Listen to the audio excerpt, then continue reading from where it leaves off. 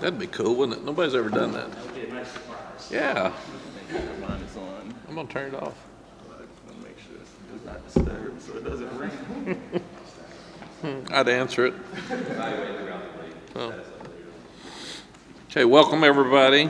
I thought the university did a tremendous job of celebrating HBCUs this weekend.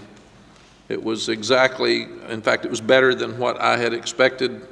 I love seeing Coach Hubbard and Coach Hayes and Coach Broadway out on the field before the game. They were so excited, and all of them have done amazing things, but Coach Hayes is our Eddie Robinson of this state. So it was so much fun to see him. And then you go back to Rod. I said I tried to hire him when he was working for Steve Spurrier at Duke when I first got here. And then he had 7 of his teammates of color from the first team that he played on here as well. We've heard from them, and George Webster being honored. It was just really cool to see. I love the crowd. Everybody came out to support the cause in the game, and our student body's the best. They packed it in, and they were loud and did a tremendous job throughout the game. And I've got to give a shout out to our band. We talked so much about the Marching 100, and they're really good, but we recorded halftime and sent a link to our players and our staff so they could all watch it. And I watched it last night, and our band brought it, man. They were good.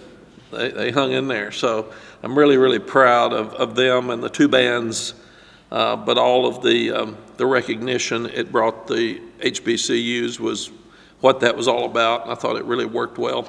Our players of the game were Drake May on offense, Power Eccles on defense, and Obi Agbuna on special teams.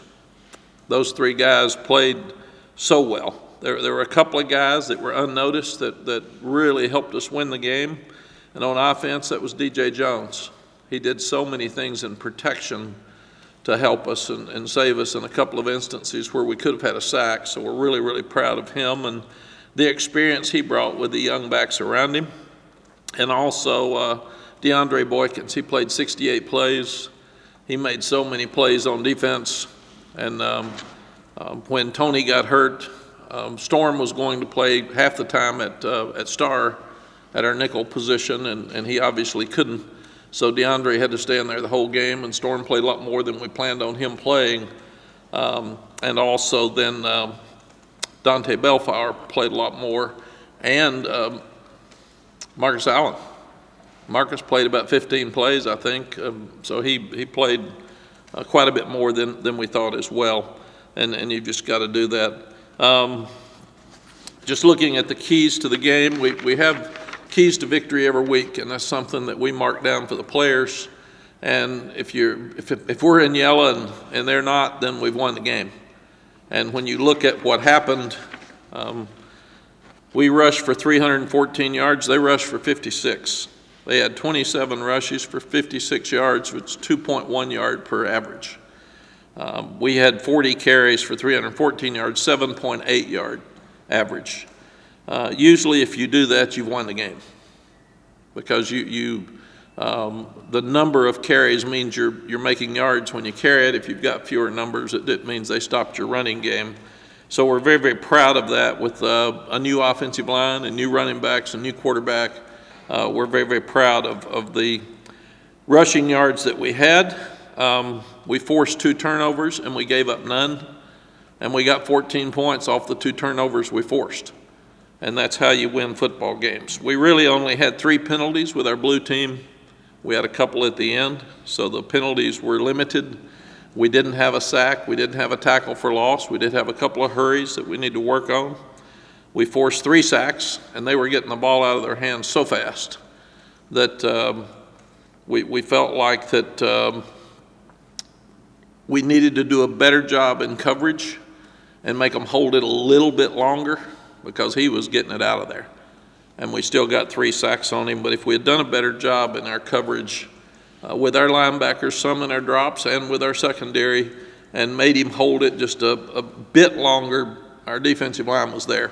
And they did a good job of getting there. Third downs, we were 7 for 12. They were 5 for 13. Explosive plays, we had 11 on offense. They had 10. They had 9 passes and 1 run. That's too many passes. So we've got to do a better job of limiting their explosive plays on offense. And the run is really interesting. Our defensive tackle, and I won't mention his name, he totally blew up their offensive guard on their 21-yard run, but he got his head on the wrong side. So he stuck his head outside, and then it didn't let our linebacker get to his gap. So it's just fundamentally being sound in a few areas. He tried hard, he knocked the guy back, but he got in the wrong area. So we've got to just work on the little things to do what we need to do. They scored points right before the half, which was disappointing. They overcame a 4th and 4, a 3rd and 22, and a 4th and 10, and you cannot let that happen. But then we came back and scored right before the half and to start the third quarter, which is huge for the outcome of the ball game. They were 2 for 2 on 4th downs. We were 2 for 3. We didn't make the 4th and 2 with the ball that was thrown to DJ in the flat, and didn't give us a chance. We scored the 14 points after turnovers, which we said is big. And in the red zone, we've really talked about lower red zone and being more physical. We were 4 for 4 in the red zone. The last one really doesn't count because we were running the clock out, and they were 2 for 3. They had 1 field goal. We need to keep them from having 2 other touchdowns in the red zone, but felt like overall we did a really good job in the ball game. A lot of things to work on, a lot of things that need to be fixed. We came out banged up, which you don't like, but that's part of football, and you gotta get whoever's ready to play and put them out there and let them go. That's just part of it.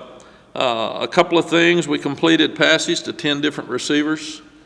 Really like the fact that we got our tight ends more involved than they have in the past. They caught 8 balls, and 2 of them were for touchdowns, and they haven't been that big a threat in the past.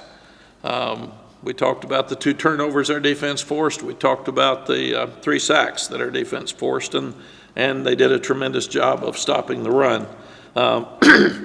Really, really pleased in the first game that our offense, with as many new players, didn't turn it over, and that's the way you win games. We were able to play about 70 players, so we played a lot of guys, which should help us. But overall, I thought it was a great opening ball game. Give them credit. They played hard. They played well. It ends up that only 3 players out of their 2 deep didn't play. So there was a lot of talk about all the players that weren't there. Everybody that played was there. And they did a good job. I thought their plan was good on offense. They didn't think they could block us. It didn't look like, so they got the ball out of their hands quick and tried to throw to their good wide receivers. And then they got some balls downfield, which we've got some work to do, as we said, in that area. But it was really, really good to get those young defensive backs some playing time when Tony came out, because we're going to need them throughout the year. App State got a great program, 3 national titles, 22 conference titles. They're really strong at home. They've got the 6th best record at home since 2014. They're 42-7. They regularly win 9, 10-plus games. That's just who they are. It's be the largest crowd in their school history. It's been sold out for months. They're one of the best programs in the country. They play with confidence. They play tough. They run the ball. They stop the run.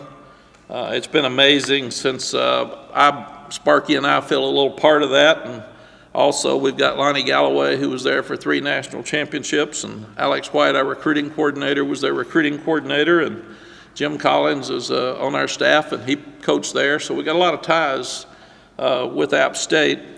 Jerry Moore is one of the best to ever do it, and he's a nicer man, but he's 3 national championships. Makes me really proud for as I said, Sparky and I had a little piece of that as we got started there. The last 3 years, there's only 7 programs with top 50 scoring on offense and defense, and App State's in that group. So everything you can say about them, and Coach Clark is a disciple of Coach Moore. They just keep doing what they do, and they are very well coached. They do an amazing job of evaluation. in recruiting because they play hard, they play well. It's another opening game for us, which is unusual. They've got a new offensive coordinator. They've got a lot of guys back, but they've got some new guys and a few transfers that we haven't seen much of. And then Chase Bryce, we will have played him at 3 different programs to show you what the transfer portal's done. He was on the Clemson team and didn't play when we played our first year. Then we played him at Duke our second year, and now here we are at App State, and he's done a tremendous job. He won state championship in high school at Georgia, and he's a 6th-year quarterback. It's interesting to see how many 5- and 6-year guys are on the roster. COVID is really helped a lot of teams get older players, and we're still a young team because our best players, by and large, are really young. So that's we got to grow up, and they're experienced with confidence, and we're not. And the other thing is we haven't won on the road. So all odds are against us this weekend. We're banged up. We're taking a first-year quarterback to Boone. They've got a 6th-year guy. We're going to a hostile environment, and we haven't played well on the road in those. So we got our hands full, and we're going to have to play great to have a chance to win. Questions? Yes. You mentioned you threw a lot more to the tight ends than you have in the past. Is that something you guys did consciously this year, this game, knowing that you had to kind of give a little more leeway, a little more room for the wide receivers, given the youth in that group? We're young at running back. We're young at wide receiver. The tight ends are really the older group. So we felt like that they're talented. They've been around for a while. John Lilly does a great job with tight ends, maybe as good as anybody in the country, and he brings his pro background into that group. So it's really helped our offense. I liked what I saw Saturday night on offense. I thought we spread the ball around. We had good balance with run and pass. We were about 300 yards each. I think we had 608 yards total offense. And getting those tight ends involved, because they're so involved in the running game and play action really helps them in the passing game, will help our offense. After reviewing the film and talking with the staff, is there something that came out of this that you're very pleasantly surprised that you saw in the game that maybe you didn't see as much of during camp? And the flip side, is there a concern that maybe you thought you guys were a little bit better at but weren't so much Saturday night? I was pleasantly surprised that Drake played as well as he did in the first game, because that's hard to do. And he's got some things he can fix. He would be the first to tell you that. But he made good decisions. He threw it to a lot of different people so he can see the field. His ability to run is something that people have not seen that we saw in practice. But the long run on the quarterback draw showed everybody he can run. And we've got to get him to get down and get out of bounds. I mean, he got to stay healthy. So we felt like all of that was good. I thought both young backs were really anxious early in the game, but they played well, so they got better as the game went on. And that was something we wanted to see. We didn't play Jonathan Adorno as much as we wanted to, so we'll need to play him more in rotation because he played well when he got in there. But I thought the offensive line did a good job. They had a lot of defensive changes, and we didn't know what they were going to do. And I thought they made good adjustments during the game. I thought our defensive line across the board and linebackers played well against the run. We've got to have more discipline on our drops. And if we get the discipline on our drops and we get the guys holding the ball a little longer, we were there. We'll get our sacks. So I thought the guys put pressure. We just couldn't get there. We'd never seen the Vanderbilt transfer play at quarterback. Even when they said last week that he was the starter, we couldn't believe it because the other guy was good and they won 9 games with him last year. So until we saw him walk out there on the field, we weren't sure, and he played great. He made throws with people in his face.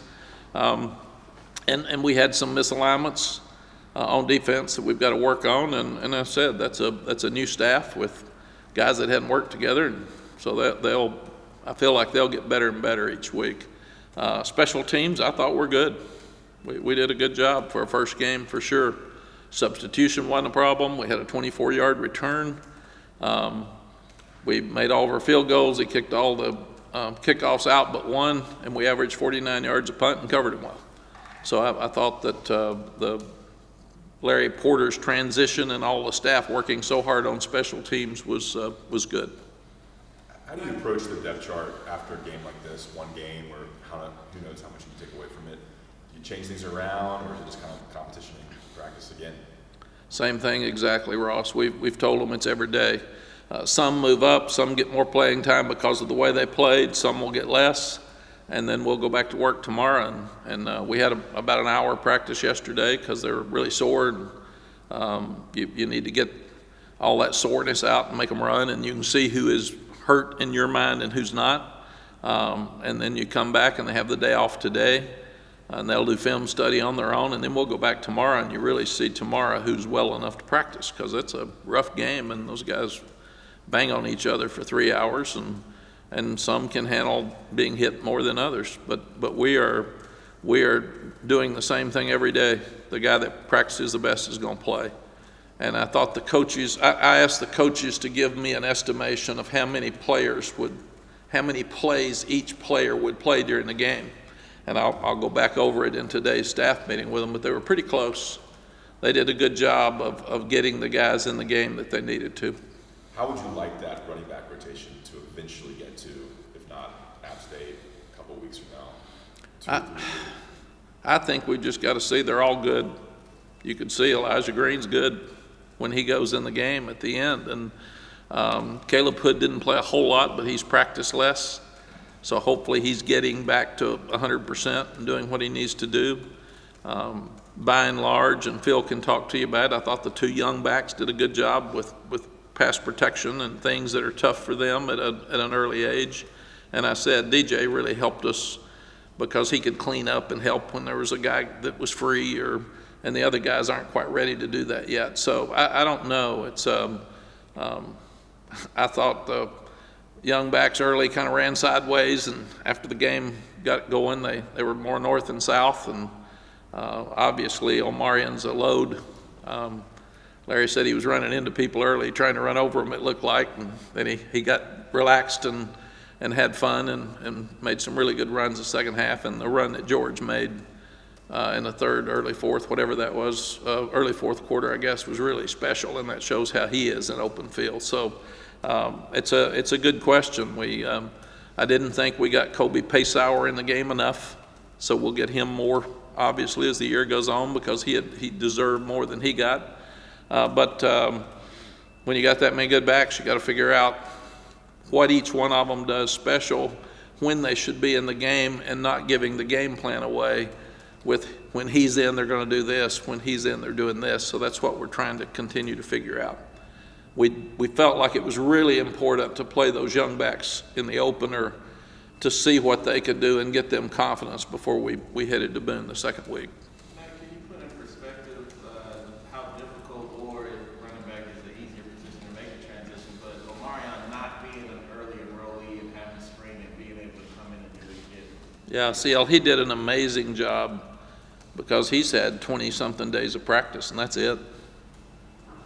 And George was here all spring, so it made it much easier for him. So we weren't sure how much we could do with Omarion early, and he's really responded well. He works really, really hard. He comes over to meet all the time, and he's studying because this is really important to him. He wants to play, and he wants to play good. Andre Green played about 26 plays, I think, and we want him to play more. And we didn't get him the ball, so he's another one that needs to continue to come. And sometimes, weirdly enough, in a limited package at running back, it's easier to play than wide receiver because you see so many different coverages and you've got so many different things to do. So that was a great learning experience for Andre as well. Mack, will this be the first time you've been back to Boone for a game since you coached there? Yes.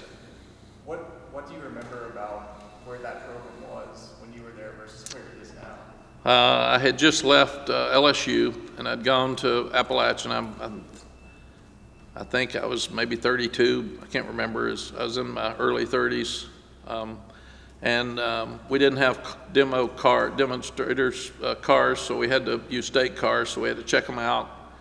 We were all teaching class, and instead of each coach teaching it, we all taught one class, and I think it was leadership in sports or something like that.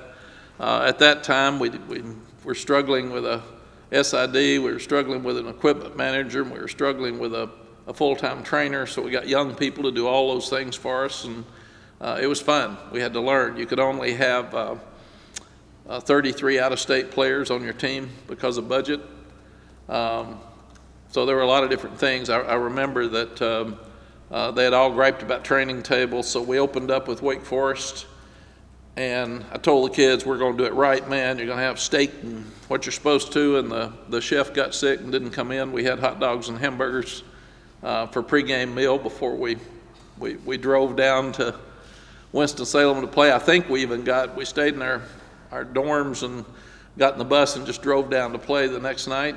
And I remember having a nightmare that we brought the wrong uniforms, and Wake Forest had to wear the other color because it was obviously my first time to be a head coach. So it was it was a special time. Excuse me. I love the place. We've had a house up there for 30 years. It's funny this weekend that all of my friends are pulling against us. They all want us to lose, all my mountain friends, and I don't like them this week either, so that's just part of it. But the program has grown so much, and it's in such a better place than it was when I went there, and I'm so proud of them. And they're one of the best programs in the country, and they're good at what they do. They're proud. Their crowds make a difference. Football is really important there, and I'm just proud of who they've become. They're really good. In fact, they're older, they're more experienced. They've won more than we have. Their program's ahead of where we are, and that's what we've got to get so we can get back to the 10 wins. And not many people are doing that across the country. So I'm really, really proud for them. Just Mack, on that note, in terms of just your career and that period of it, it seems like there was just a lot going on. I mean, I think it was Iowa State, LSU, App for 1 year, a cup of coffee, then we're Oklahoma right after that. Like, what, just in terms of your career, what do you remember about it? It seems like there was a lot of change, and I think you might have almost had the LSU job, right, when you were at App. They approached you about that, didn't they? Yes, I actually talked to them and had a visit. The interesting thing is I love Appalachian State. I love the mountains of North Carolina and all it stands for, the golf and the fishing and the people, and it's just it was my home for 6 months when I was doing TV. So it's a place that Sally and I absolutely love, and when we get through, it's a place we'll go stay. But I do remember when we were at App State, and I was loving it. It overloads you when you're in your early 30s, and there's so many things going on that are new for you in a program, and you're trying to figure all that out. And I remember I was making $38,500 as the head coach, and Oklahoma offered me $125,000. So I said, I'm not real smart, I can't count really well, but I think I need to go. And I didn't really want to go.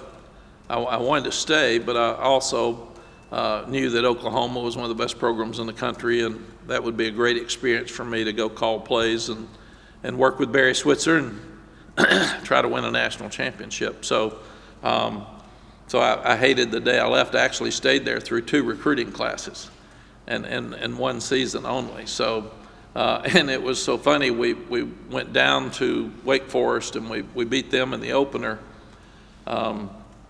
And I think they ran up down the field, and we intercepted 2 passes and ran them back for touchdowns to win the game. So it's not like we dominated. And then we got back to Boone that night late, and there's a huge celebration, and the next week is Mack Brown Day. And James Madison came in with Gary Clark and Charles Haley, 2 of the best players to ever play, and we didn't have any idea who either one of them were, and they beat us like 28-24. So I got into this head coaching thing really quickly. Coach, something your players talked about a lot throughout preseason camp was being consistent, having good communication. Do you feel like those are areas you guys succeeded in this last game? we weren't as consistent on defense as we wanted to be. We felt like that we were further ahead on offense during that game. And again, give their offensive coaches and give that quarterback some credit. And their best players were their skill people. Their skill people are good. So that'll help us on defense this week. Our offense will have to get back to work, and they'll be walking around. Everybody be bragging on them this week, and the defense, everybody will be yelling at them. So they'll come back with really confident and ready to play. What we've got to do is, last year when one side of the ball would play well, next week they wouldn't. So this year we've got to do what we say we're doing, and that's play to a standard of excellence every day and quit worrying about the last game. I told them we have a family dinner every Sunday night, and we used to only have victory dinner and not eat together if we lost. And I thought that was bad, because you can play really hard and play really well, and maybe the other team's better than you are. And maybe sometimes after a loss you need to pick it up more as a family anyway. So family dinner last night, we said as soon as you walk out of that dinner, this one's gone, good or bad, and you got to look forward to the next one. So everything will be Appalachian State starting today. Did you get a chance to talk to British Brooks yet about his thoughts on how the running backs played? I have not, but British is doing great. He's around all the time. Like I said, I haven't seen my cart since he got hurt. He's got my cart. He's got him a little scooter. He gets around, but he actually, and this is the kind of young man he is, when we had our bell tower walk, and it's moved because of the facilities that we're building. We're doing it out here to the left just for this year. He actually was on the bus and walked down the steps with his crutches, because he said, "Coach, I'm going to do this." And I said, "I wouldn't. You got people, you may fall." And he said, "Nope, I'm making my walk." So he's really a special young man. Mack, if you look at in terms of scheduling, just wanted to ask you about your approach or your preferences. You know, I know 2020 was just completely weird, how last year was with Virginia Tech right out of the box, but so what, you got you had an FCS, and now you've got 2 group of 5s on the road. Like, how does that line up with what, in terms of non-conference scheduling, that you would like or not like, just your preferences on how that looks? Yeah, that's with Bubba and Rick Steinbacher, obviously, and these games were scheduled before I got here. I did request that FAMU be moved to 0 week, and I thought it was good for lots of reasons. But what I did here before, and what we did at Texas, is I like a national game, 2 games at home that you should win, and then your conference. And so that would be my preference if I was asked. When you looked at the defensive tape, obviously we'll talk about more with Coach Chiswick, but what stood out to you as maybe things that you really want to focus in on improving with that?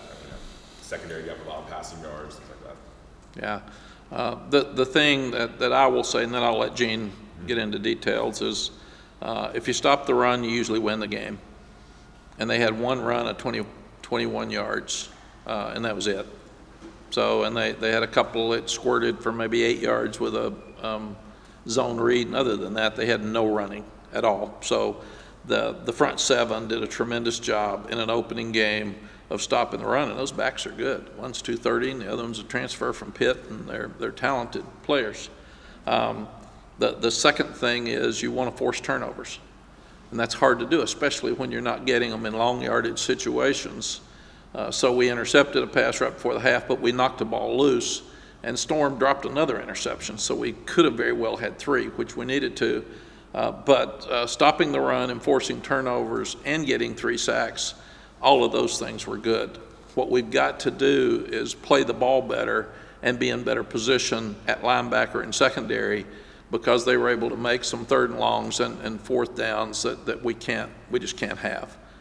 So that's, and I do feel like we'll be better, because 2 young corners got really their first playing time at corner. They got quite a bit of time, so that should help us, and especially when Tony gets back, it'll start developing some depth. Going back to the decision you made when you left App and went to go work for Coach Switzer, a lot of coaches wouldn't do that. They get a head job, they want to keep a head job. What was the formative value that you got out of making what would be considered sort of a different kind of move that kind of built you into got you steered in the direction that you went as a coach, not just with your vision, but running a program? Andrew, I love my grandfather, and my grandfather was the winningest coach in Middle Tennessee history when I was young. And he always said, you're going to be a Hall of Fame coach. So as a young coach, I always made decisions that I felt like I needed to make to be the best coach that I could do and push me the best I could. When I was calling plays at LSU, I went to App State because I thought, I love the mountains. I love East Tennessee and Western North Carolina. That's just, I was raised on a lake. And that's, so I was going up there to retire and be there the rest of my life in my 30s. And I wanted to be a head coach. And I remember Steve Sloan and Bill Battle, two guys that I really looked up to, were head coaches in the late 20s, early 30s. So I thought I was already late trying to get there. And then when I got there, I found out, number one, how hard being a head coach was. And when you're playing Citadel at 8 at night, and you get on that bus and you're pulling back into Boone at 7 in the morning with the sun coming up, you know that's a hard job. It's a long way to travel. But even then, I got to ride on the bus with Paul Dietzel. He did our radio broadcast. Here's a Hall of Fame coach that was an athletics director and a dear friend of mine, and I learned so much that year just riding with him on that bus. And I was wearing him out with questions. So it was really fun for me. And then when the Oklahoma job came up, Coach Switzer had struggled. I think they were 6-5, and Donnie Duncan was his best friend, who was the AD or the head coach that I worked for at Iowa State. And he was best friends with Coach Switzer, so he just called and said, why don't you do this? And I said, I don't know, I just got here, and I've been here a year, and I hate to walk out on people and all that. And then I thought, what a great challenge it was to go get them back on track and learn from Coach Switzer, one of the best ever. And Sparky was the offensive coordinator on our staff, and he took the job after I left. So the kids were taken care of, the staff was taken care of. So I really felt like it was the right thing to do, even though, like we said, I think Adam said, I moved maybe 4 years in a row or something. It was hard on my family and young ones, and I was doing what I thought I needed to do to get to be a better coach. So at this stage in my life, I'm in so much better shape. I'm not leaving. I'm not thinking about anything else. I'm here. So you don't have distractions. We even, Sally and I, at the end here, we were getting job offers all the time. And we actually said, we'll sit down and let's think of 3 places that we would consider going. And that's it. We're not going to talk to anybody else, because there were NFL opportunities and college opportunities, and it was a real distraction. I mean, it's all the time. And we said, okay, we'll pick these 3 schools that we would consider going to, and Texas was one of those. And then when Texas called and the timing was right, and it worked out better there than here at that time, it was just the thing for us to do. And it sounds like coach speak, and it's really not, but after looking at different programs in our 5 years out, we wouldn't have coached anywhere but here. This is the only place, because she wanted to live here, and I love the place and so familiar with it. And not anybody else in the country can have 8 guys that played for them on their staff. That's so cool and so much fun for me. And I want us to get back to where we were when we left here. We can. And we've got everything headed in the right direction. We got to start winning on the road. And that's why this game, it's a hard game. It's a tough scheduled game. They're so excited. They said they've got Winnebago's pulling in today. So I'm sure they do for their tailgating. But we need to win on the road. So like last week, we told the players, don't be up and down. Man, just get yourself where you're mentally strong and mentally tough. And when we heard the game might not be played, when we heard a bunch of them weren't coming, I said, forget all that. They're going to come and they're going to play as hard as they can play. So mentally, prepare yourself for the standard of excellence and quit worrying about them. So we didn't win a game on the road last year. This is a perfect challenge for us, 2 weeks in a row. We got to win on the road. It's harder to win on the road than it is at home. Everybody says, why can't you win on the road? Well, usually programs that are growing but not great yet can't win on the road. It's just tougher. Everything's tougher. You're staying in an uncomfortable new place. You're going into an environment where you've got very few fans and they got a bunch. There's always a rush to start the game for them. So officiating's harder. It's harder to run the ball. People just win more games at home than they do on the road. That's the way it is. But the great programs win at both places. And that's why this is like last week in a different way. This and Georgia State will be great challenges for us because it's something we haven't done well. We've played well, we've gotten close, but we haven't finished on the road. Mack, just in terms of Drake, and the fact he's not a risen veteran yet, what do you think it's important for him to hear from you this week? What are you thinking about telling him or have talked to him about? Like, what do you want him hearing from you guys in terms of coaching and just things like that? Well, Drake and the entire team, Adam, is so inexperienced that just be you. Let's quit worrying about all the hype and all the, we'll have that for Notre Dame too. I mean, it's just play. All you can do is to be the best you can be. So if you play your best and they play better than we do, congratulate them and go the next week.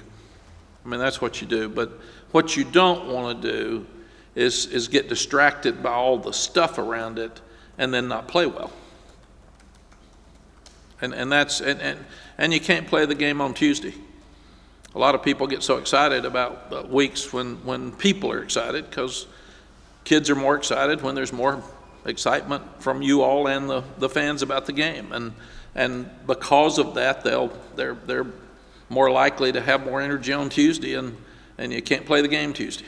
So you got to be really, really careful that you build up like you do each week and play the game on Saturday, not Tuesday or Wednesday.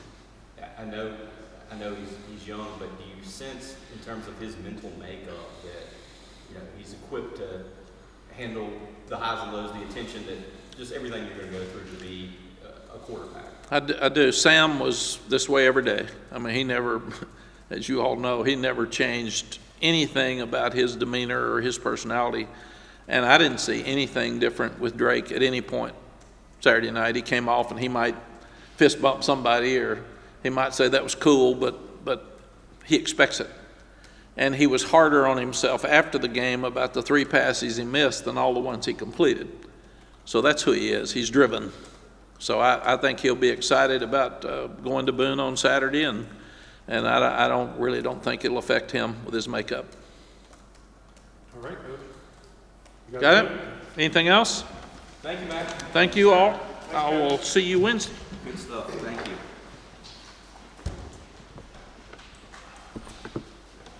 Let's do the switch over and then bring Coach Long over.